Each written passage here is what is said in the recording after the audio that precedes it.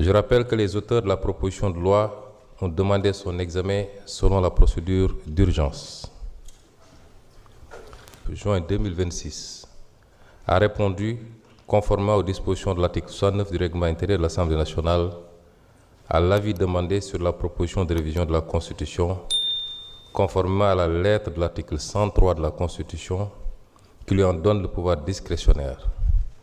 J'en ai immédiatement fait communication aux auteurs de la proposition et laisse le soin au président de la République, s'il en éprouve le besoin, d'emporter le contenu à la connaissance du public.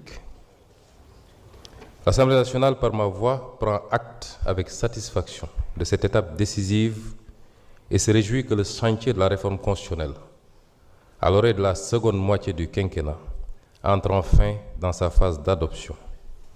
Par votre initiative, la représentation nationale se conforme à l'engagement pris devant le peuple souverain.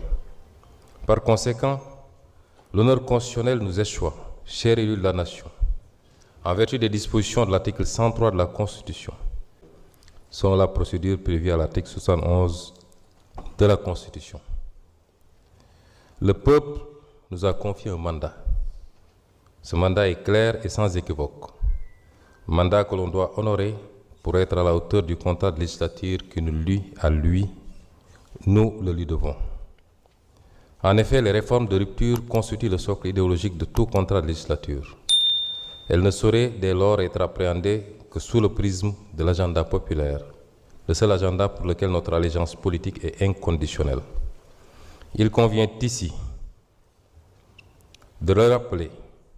L'entreprise réformatrice n'appartient à personne si ce n'est au peuple sénégalais et à la représentation nationale dépositaire pleinement de la légitimité populaire.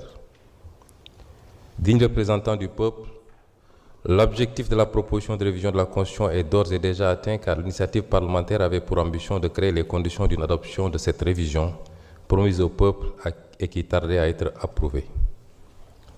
Dans notre modèle démocratique, seules deux entités peuvent se prévaloir du titre de pouvoir constituant, le peuple et l'Assemblée nationale.